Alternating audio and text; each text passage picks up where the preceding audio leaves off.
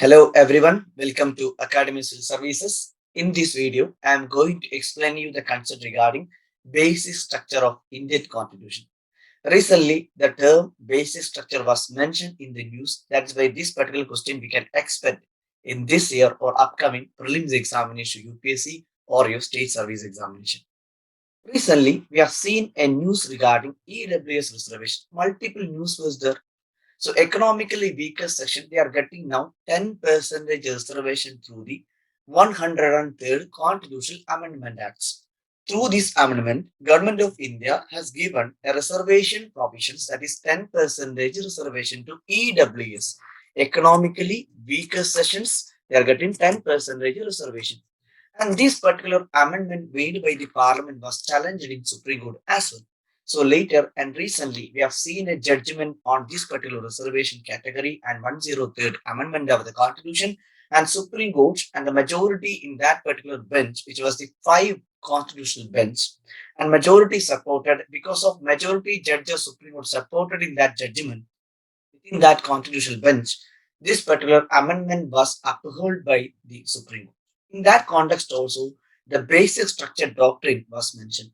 And this particularly a topic which is coming under our Indian polity concepts. So we have to understand what is meant by basic structure, how this concept is evolved in Indian constitution or in Indian context, what its relevance and how this is connected to the amendment of the constitution. So these are the area that we will focus on this particular video. When we talk about basic structure of the Indian constitution, we should understand how this concept is evolved in Indian context. When we refer to the Indian constitution, we cannot see the basic structure. That means the constitution of India did not mention the term basic structure, as well as the parliamentary laws, that is the act which is passed by the parliament, Lok Sabha, Rajya Sabha, and then assent given by the president. That means the act of the parliament. So no act of the parliament is also not mentioned about the basic structure. So basic structure in India is not evolved through the constitution, not even evolved through an act of the parliament. So how this particular concept is introduced or how this concept is evolved in Indian constitution or Indian context. So we can say through different judgment of the Supreme Court, whenever any amendment to the Constitution, whenever those amendment is challenged by petitions in Supreme Court or High Court, through the judicial judgment, the concept of basic structure was evolved and introduced to Indian context or to the Indian Constitution. So the basic structure, that is doctrine of basic structure, is a judicial doctrine. So we'll go through the historical background of how this concept is evolved, what was the context and which amendment were debated in the constitution and which went to the Supreme Court after challenging the petitions. We can see or we will go through those historical background. First one was the first Constitutional Amendment Act 1951. We know that our constitution came into force on 26th January 1950. So immediately after 1950, the next year 1951, we identified that some of the area we have to make some little changes to the constitution. We can add some provisions. If anything is problematic, then we can also think about taking away those provisions. This means the changes to the existing constitution. So we have adopted and it later came into force in 1950. That constitutional provision is going to change. So the first amendment was made on 1951 because constitution and a particular provision which also allowed the Parliament of India, they have the only authority to amend the constitution. The Parliament of India can make an amendment to the constitution. So because of this power is mentioned by the constitution, Parliament has used that power and they started amending the constitution in 1951. Through this amendment, you can see the provision which was added and made changes by this particular amendment. That is, it has empowered the state government of India because we are following a federal form of government. So in federal form of government, we have central government and state government. Particularly, this amendment we have empowered that state can also make special provision for advancement of socially, economically backward classes. That also mean by reservation to socially, educationally backward or economically backward classes. In this particular context, this amendment was added this provision. Along with that, it also provided a particular provision that is saving particular law of the parliament or the government. These law providing for acquisition of estates, mainly property related, especially for achieving DPSP. DPSPs are covered as the policy directive to the states. So whenever a policy is made, a law is made, it has to achieve the objective of DPSP like welfare state, social and economic justice. Those objectives to achieve this common interest, those DPSP objectives for that, government have to ensure welfare and reduce inequalities or discrimination in India. If anything is done through that, the acquisition of aid is also provided under this particular amendment. Similarly, this amendment introduced a new schedule that was ninth schedule. That means when constitution came into force in 1950, there were only 8 schedules were there. Today, you can see 12 schedule, but we are talking about 1951. So the first schedule after 8th schedule, that is was 9th schedule was added by first Constitutional Amendment Act during the prime ministership of Jawaharlal Nehru. That means ninth schedule introduced in order to protect the land reforms and those laws that will be not available for any judicial review that we cannot challenge in the court of law. So this provision was added to the ninth schedule and it was introduced by first Constitutional Amendment Act 1951. And it also added three more grounds. That means we have a fundamental right that is freedom of speech and expression. So the restrictions, like we know that fundamental rights are not absolute. Some of the fundamental rights are restricted. Some of the fundamental right we can see exceptions there. For example, Article 14, there are exceptions. Similarly, Article 19 of the fundamental rights, Article 19 of the Constitution provide fundamental rights that is freedom of speech and expression. The restriction to this freedom, that is by if it is affecting the public order, hate speech, those particular context was added through the Amendment Act 1951. More provisions were added by this particular amendment. You can see that provided state trading, nationalization of any trade or a business may not be a ground for violation of our fundamental rights under Article 19. Again, clause 1, you can see we have a right to do professions, right to trade. This will not be violated if even state is making any policy for trading, nationalization of any trade, for example, nationalization bank. So that will never affect or that is not a ground for violation. You cannot challenge in the court of law by taking which is violated your fundamental rights. So these provisions were added by first Constitutional Amendment Acts. You can see here, this particular amendments made in 1951 made some changes to the constitutional provision, made some changes to the fundamental rights. So fundamental rights are important laws, important fundamental law of the land, and these are civil rights, political and civil rights in order to achieve political democracy. We the citizen of India enjoying these rights, and some of the rights are even available to any person, but mostly are enjoyed by the citizen. So these are the rights, the fundamental rights are the rights which are the claims of the citizen against the states. That means these fundamental rights also changed by first Constitutional Amendment Acts. Some restrictions, some exception was added. And if you are going through the detailed provision of the ninth schedule, I already mentioned you, those laws listed under this ninth schedule, either by central laws or state laws, cannot be challenged in the court of law. That means judicial review is not available under these provisions through the amendment made by 1951.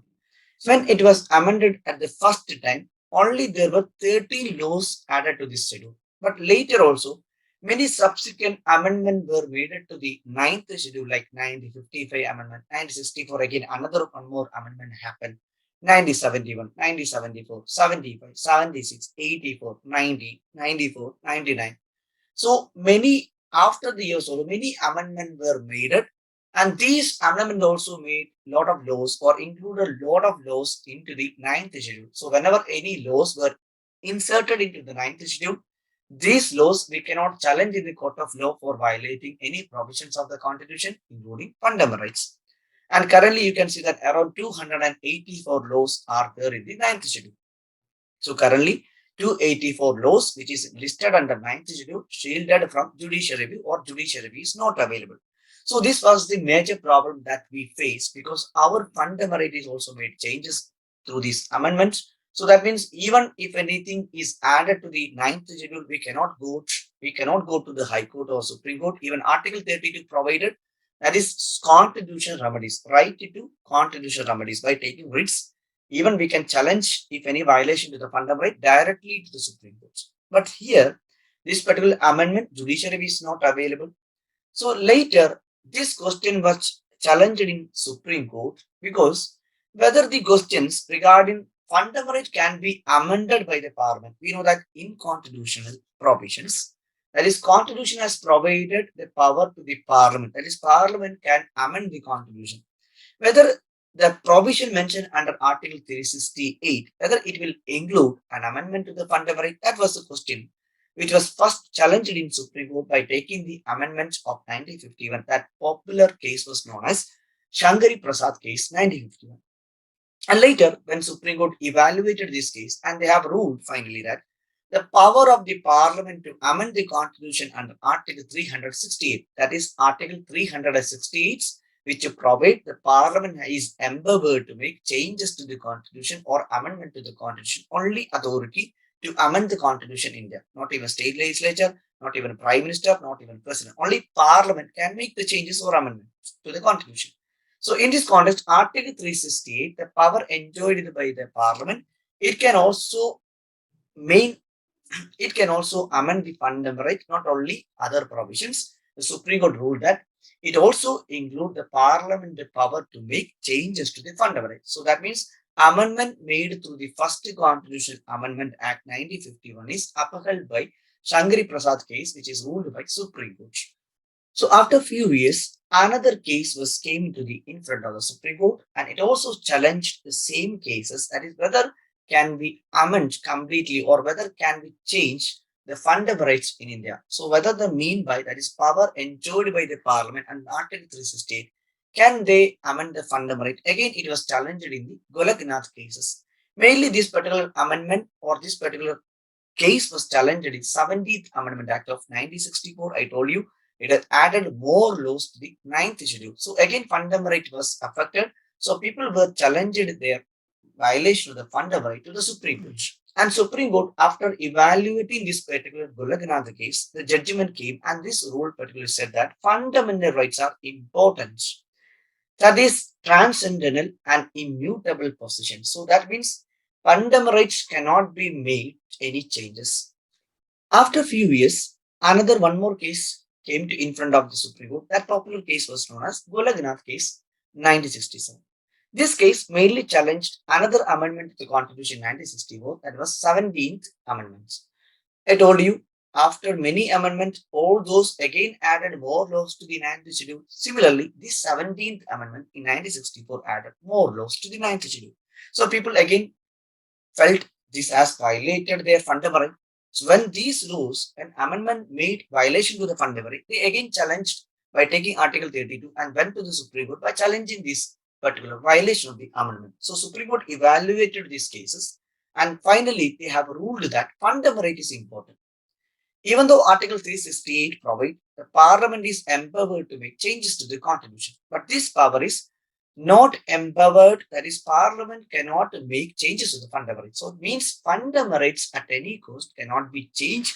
That is important for a citizen, important for the civil persons and individual. So those rights enjoyed by the citizen of India or any person which is guaranteed by the Constitution through the fundamental rights, those fundamental rights cannot be changed or cannot be taken away by any amendments made by the Parliament. This was ruled by Supreme Court of India, which is again the former judgment of the Supreme Court.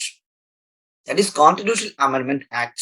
It is also a law within the definition of Article 13. So whenever you read fundamental right Article 12 and 30, it is starting from 12, which is definition of the state. Then Article 13 say that any laws which is inconsistent with the fundamental right, those laws can be declared as void.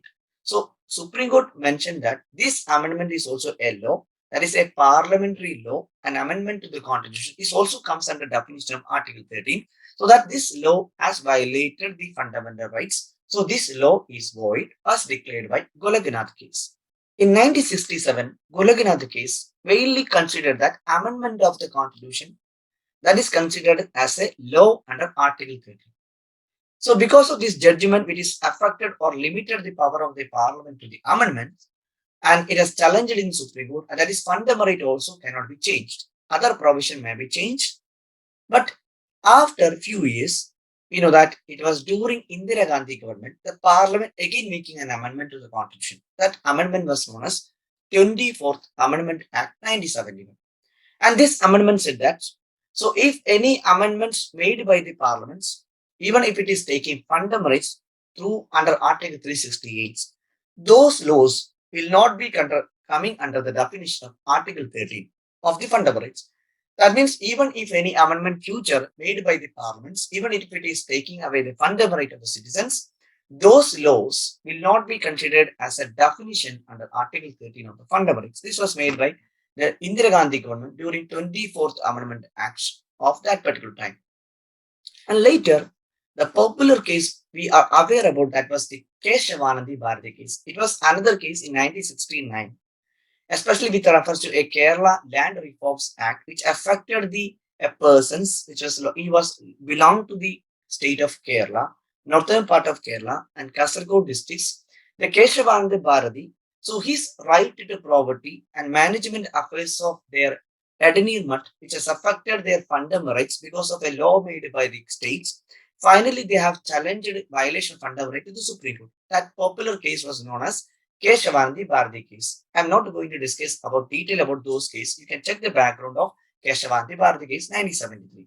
I'm here focusing only how this spatial structure is connected to the Kesavananda Bharati case. When Kesavananda Bharati case, particularly evaluating this power enjoyed by the parliament and why it is important and whether it is affected the fundamental rights or is it is valid, whether parliament can make changes to the fundamental rights, those questions were arised. Finally, it also checked the 24th Amendment of the Indian Constitution 1971. And we have studied that this 24th Amendment said that those amendments, even taking away or removing the fundamental rights, cannot be considered as a law under Article 13. That means Parliament can make changes to the fundamental right and Constitution, so that even not considered as a Article 13 laws, which is inconsistent. If any laws under Article 13, which is inconsistent fundamental rights, will be declared as void. So if that is not considered under Article 13, that means that law, even if it is violating fundamental right, cannot be considered as void. So this was an amendment made by 1971 24th Amendment. So again, it was challenged. So after evaluating these provisions of the 24th Amendment, in Kesavananda Bharati case, the majority judgment which supported upholding the validity of 24th Amendment. And this judgment said that any provisions in the Constitution, including fundamental rights, preamble, any provisions, if that is part of the Constitutions, preamble is also part of the Constitution. So if it is part of the Constitution, it can be amended by the Parliament. But one thing is there, it cannot affect the basis structure. So the basis structure concepts in India initially, or it was introduced for the first time through the Kesavananda Bharati case 1973.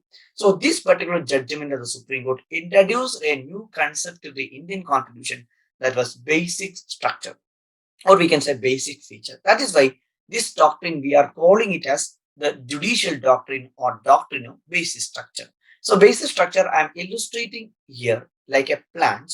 That means a basic structure is mean that foundation of our constitution, the fundamental principle, fundamental provisions that cannot take away at any cost. Those are called as basic structure without affecting the basic structure. So we have many provisions in the constitution. So you can take it as different leaves of a particular plant. How many of you are growing indoor plants?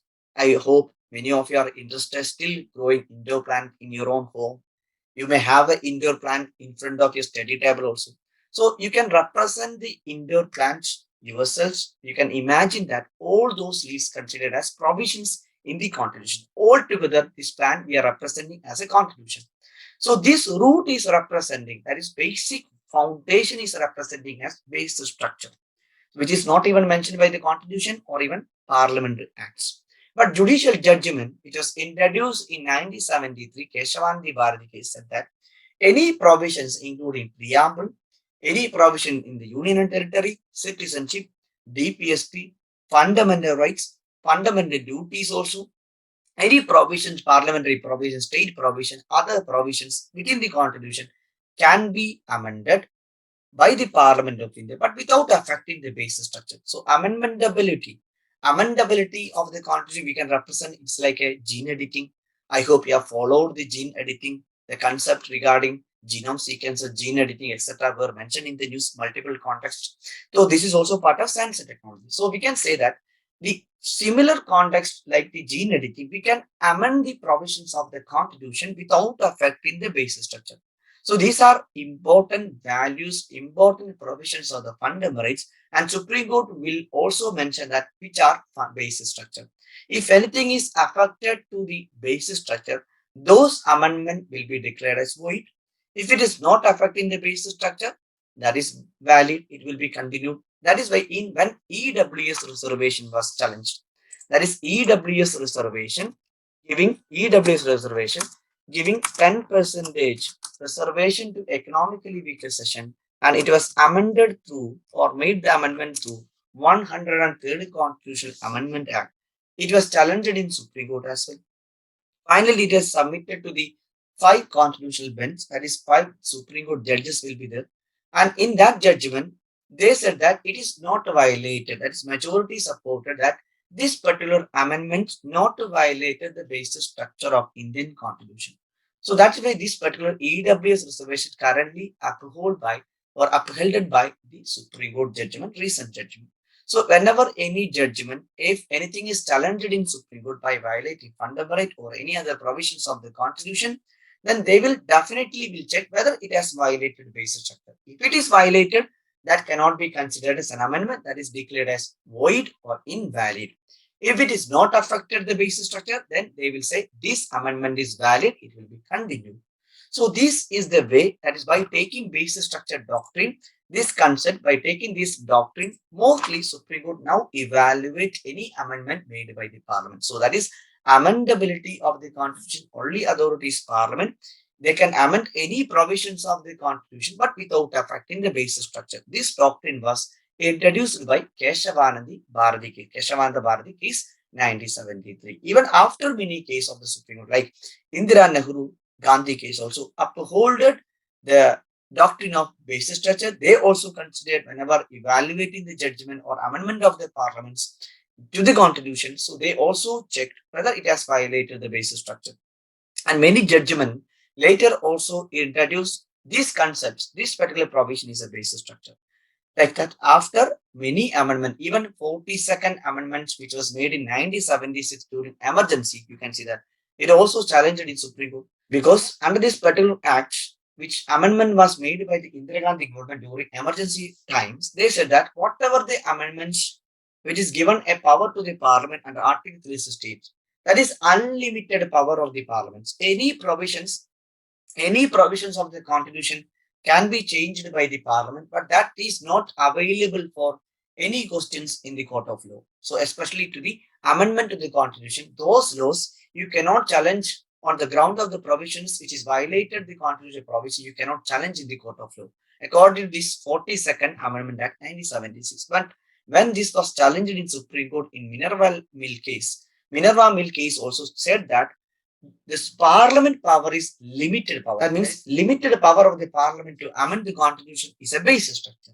When they are making it is unlimited, that is violated the basic structure. That is why those provisions within the 42nd is invalid.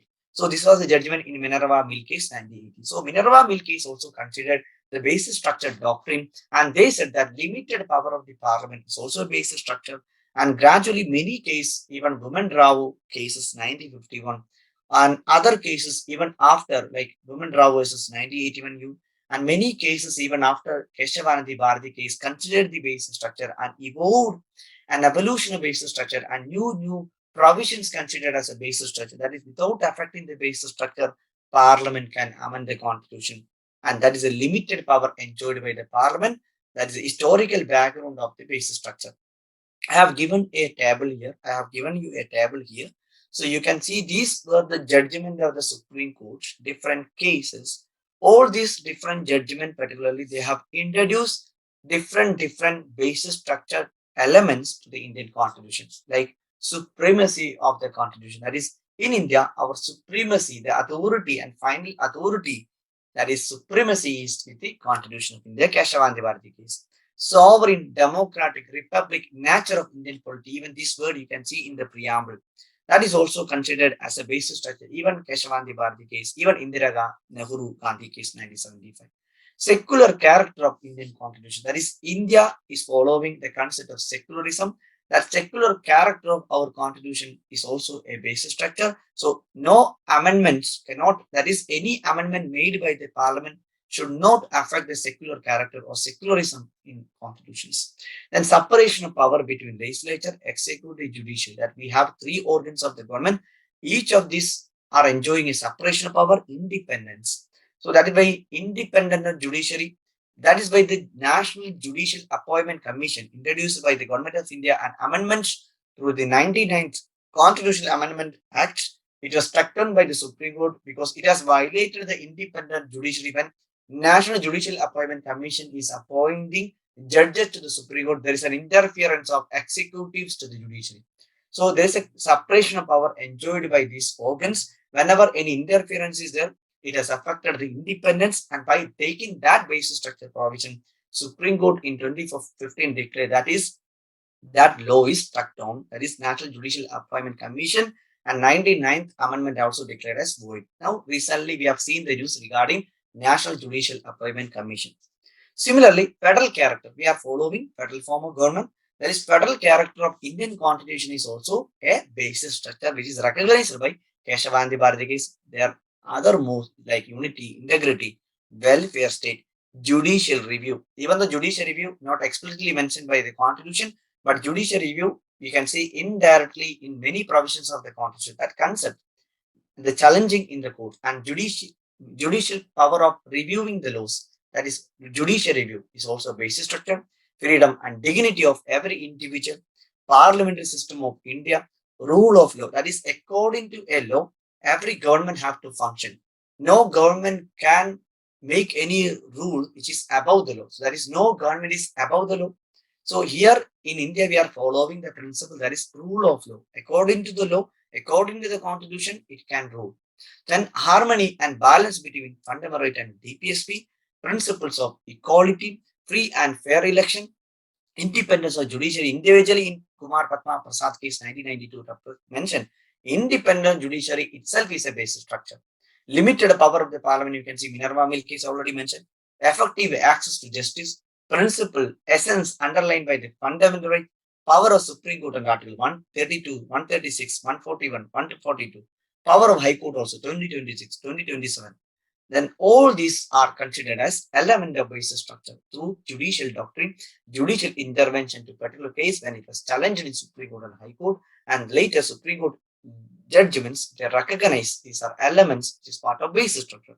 Without affecting the basic structure, we can amend any provisions of the constitution, even including preamble. Preamble is a part of the constitution, even it was said by Kesavananda Bharati in 1973. So you can see this particular concept by illustrating a plant, the root which is located at the foundation of that plant, that is the basic structure. Without affecting the foundation, the basic structure, we can amend any provisions of the constitution. So finally, we can also try to solve questions of the previous year questions. You can see here in 2019, UPSC questions, they have asked regarding ninth schedule of Indian Constitution. Mainly a fact-oriented question. Who was the Prime Minister when the first Constitutional Amendment Act was introduced, or ninth schedule was introduced to the Constitution? And we know that it was the first amendment of the Constitution in 1951, introduced the ninth schedule after 8. So Jawaharlal Nehru was the Prime Minister at that time. Now, next question is a two-statement type question. In 2020 UPSC, they have asked a concept question regarding basic structure. Here, we'll also go through each statement. We can read that the Constitution of India, that is Constitution of India, defined its basic structure in terms of federalism, secularism, fundamental rights, democracy. And we have already studied that the concept of basic structure is not even mentioned by the Constitution. It is not evolved through the Constitution of India or even Act of the Parliament. It is a judicial doctrine. So that itself, you can see that it is not even mentioned by the Constitution, so how it can define. So first statement is wrong. First statement is wrong. When first statement is wrong, your strategy to solve question is you have to eliminate, because this particular question is asking about correct statement only. So one is wrong. So statement one is wrong. And both 1 and 2 mentioned in the C is also wrong because 1 is wrong, incorrect answer. So we can eliminate A and C. Now remaining option is 2, that is either B or D. So we have to read the second statement. That is, Constitution of India provide for judicial review to safeguard citizen liberties and to preserve ideals on which the Constitution is based. We already mentioned regarding the basic structure, and between we also mentioned that judicial review is a basic structure. But judicial review, the term, is not even explicitly mentioned by the Constitution. So many provisions indirectly mentioned or talked about the power of the judiciary in order to review the law. But directly, there is no provision regarding judiciary. So that's why the second statement is also wrong. So correct statement to this particular question is neither one nor two. Both statements were wrong. It was a 2020 UPSC questions. With that, I'm ending these sessions. I hope you have understood the concept of basic structure and little about the historical background of how this was evolved. The basic concept, that is, this is not evolved through the constitution, not evolved through the act of the parliament. Basic structure means these are the doctrine, which is a judicial doctrine through the judgment of Supreme Court. Some of them recognized as element of basic structure. If it is recognized as a basic structure, without affecting that structure, any provisions of the fundamental rights, preamble, fundamental duty, DPSP, any provisions can be amended into the constitution by the parliaments. So this is a concept regarding basic structure. I hope you have understood. If you really like, you can give your comments and response in comment section below.